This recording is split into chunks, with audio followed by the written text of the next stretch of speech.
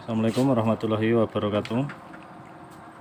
Ini saya mau tes untuk penggunaan JDIAC M100 Pro. Ini kemarin sudah saya upload juga untuk video unboxingnya dan untuk isi dari beberapa kabel. Ini ada kabel utama atau main kabel. Ini untuk soket DLC, beberapa motor, ada Yamaha, Honda, komplit. Kalau yang ini paket komplit. Ada juga yang untuk NMAX atau PCX atau Vario 160 yang terbaru, udah ada juga. Untuk penggunaan pertama kali kita colokkan ke soket DLC pastinya.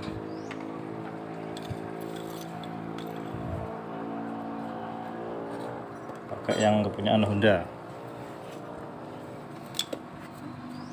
Kontak on. Kita akan mencoba menganalisa. Mudah-mudahan ini nanti kelihatan.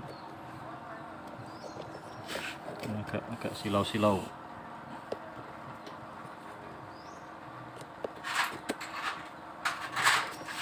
Kita pilih untuk yang diagnosa. Cari yang Honda. Ini Honda, klik OK. Bahasa Indonesia kita pilih bit FI 110. Kita ke pertama kali kita cek ke membaca mode kerusakan. Nah, itu untuk yang pertama kali dibuka, karena kalau ada keluhan kita kan otomatis sudah ngecek apakah itu tekanan full pump. Kalau tekanan full pump sudah normal, kemungkinan injektornya mampet, mungkin udah dibersihkan tapi ternyata kok masih ada berbet atau gimana, kan macam-macam untuk motor injeksi. Kita buka membaca kode kerusakan. Nah, kita baca dulu untuk pembacaan tampilan DTC. Nah, tidak ada kerusakan terbaca, berarti kita cek sejarah kerusakan. Nah, ini ada tampil 12 strip 1 injektor, kode mil 12 itu kan kalau di Honda injektor. Sekarang kita mau cek untuk tampilan data dulu sebelum menghapus seperti apa nanti untuk pergerakan data. Putaran mesin masih 0 karena belum hidup. Untuk temperatur 55, ini tadi emang habis jalan sebentar. Bukaan gas 0, pastikan bukaan gas ini 0 ketika motor belum hidup, karena kalau itu sampai belum hidup sudah menunjukkan beberapa derajat, kemungkinan TPS nya yang udah error. Ini saya naikkan aja ini supaya enggak silau. Nah, seperti ini. Nah, mungkin lebih jelas.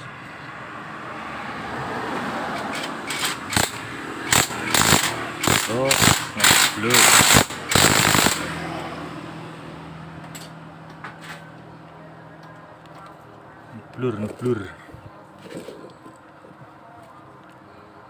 Nah, itu kelihatan. Temperatur mesin 54 turun karena belum hidup. Bukaan gas 0, pastikan 0. Injektor 0 juga. Pengapian juga min. Tegangan aki belum naik semua. Bukaan gas untuk di tegangannya itu 0,5. Itu ranknya itu dari 0,488 sampai hampir 6, itu masih bisa. Tapi kalau udah 0,6 lebih itu biasanya udah mulai aneh, biasanya derajatnya udah naik. Ini untuk bukaan yang derajat yang itu udah mulai naik. Kita ke halaman kedua. O2 sensor normal karena belum hidup, ini 3, nanti kalau udah hidup nanti akan bergerak. DP BBM, standar samping semua, relay, switch, starter ini off semua. Ini kalau standar sampingnya diturunkan ini berarti akan on nanti. Itu kalau kemungkinan ada error atau gimana kan seperti itu.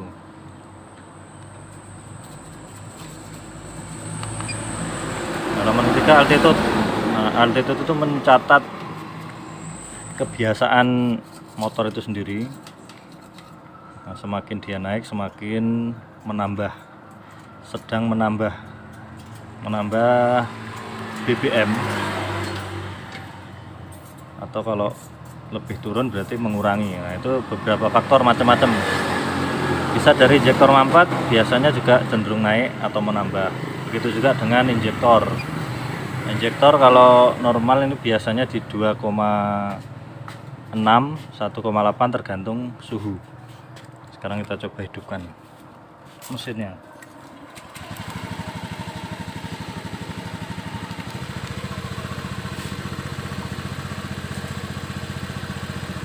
Putaran mesin masih tinggi karena masih baru hidup.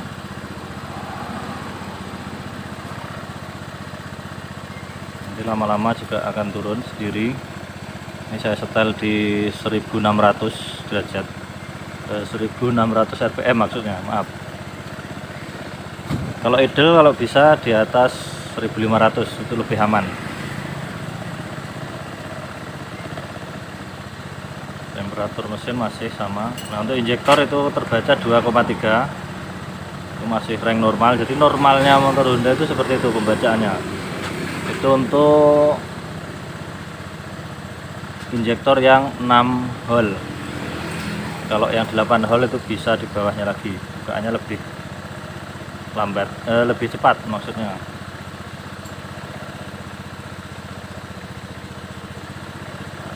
Untuk temperatur mesin, untuk voltase ini 1,6. Nanti ketika derajatnya ini naik, ini akan semakin turun karena ini tahanan, sifatnya tahanan, bukan gas, tetap 0,5.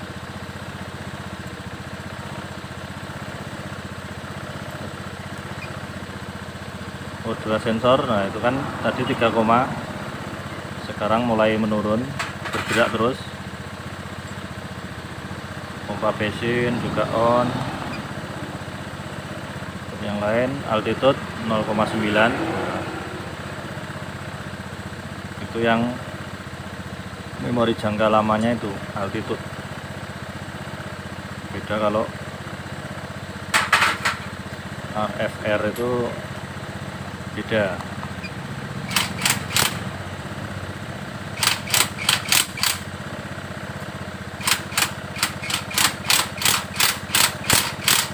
Untuk mode ketinggian ini default garis atau strap.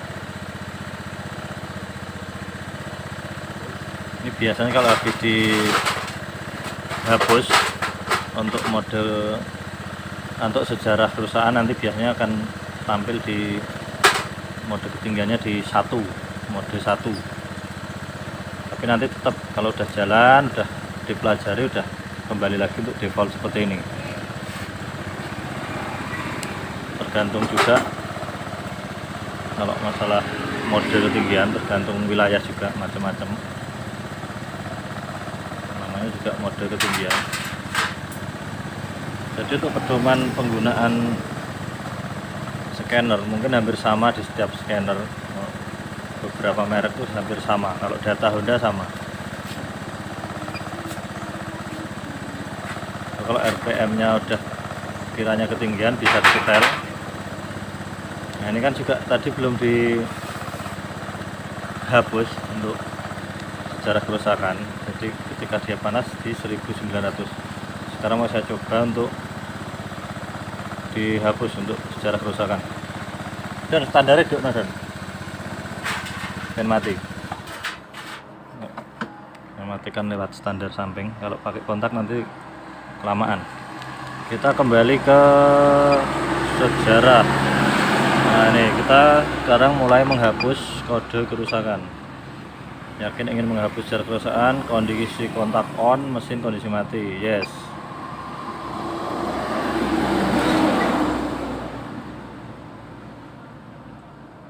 Proses, nah, penghapusan berhasil. Sekarang kita cek lagi untuk data. Coba di cek untuk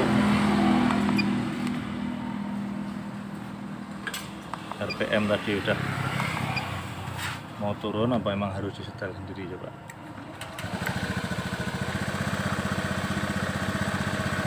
kalau emang ketinggian nanti bisa diturunin lagi ke 1600. Ini seperti sepertinya memang tinggi setelannya.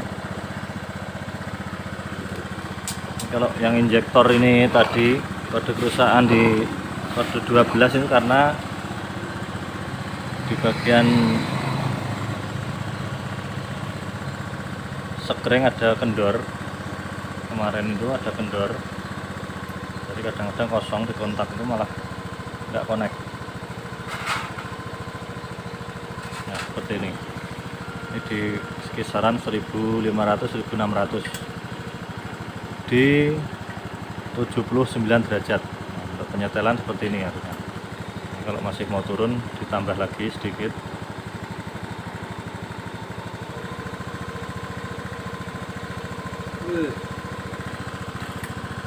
Nah, seperti ini.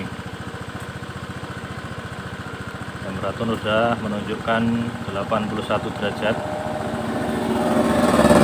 Injektor terus di 2,3-2,6 itu normal.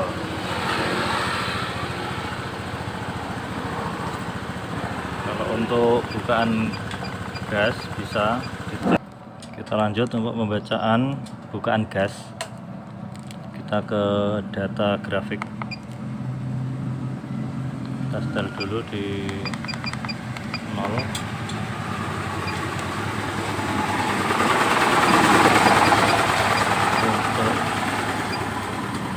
Untuk mengecek TPS itu normal atau enggak, itu bisa dicek di sini, lebih akurat. Ketika digas, di bukaan gas ini naik lurus, ini berarti normal. Beda kalau kita gas ada yang jatuh seperti ini, nah itu berarti kemungkinan enggak normal. Jadi ketika ditarik pelan-pelan itu naik terus sampai mentok, itu berarti TPS normal. Kan ada kalau motor beat sering digas mentok itu malah kayak mundur, kayak narik. Nah itu ketika ditarik set gini malah turun, jelek.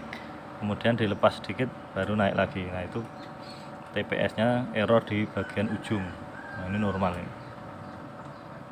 Nah seperti ini normal TPS nya, pengecekannya. Jadi bisa lebih akurat untuk pembacaan sensor TPS kalau menggunakan scanner. Saya rasa sudah untuk pembacaan dasar seperti ini untuk di Honda. Enggak ada yang khusus, datanya cuman itu. Besok-besok lagi kalau ada kasus yang mungkin dikiranya masih bisa bermanfaat akan saya videokan lagi menggunakan scanner. Mudah-mudahan bisa berbagi ilmu, menambah wawasan. Kalau ada yang kurang pas mohon dikoreksi dan tambahkan di kolom komentar. Untuk video kali ini semoga bermanfaat. Wassalamualaikum warahmatullahi wabarakatuh.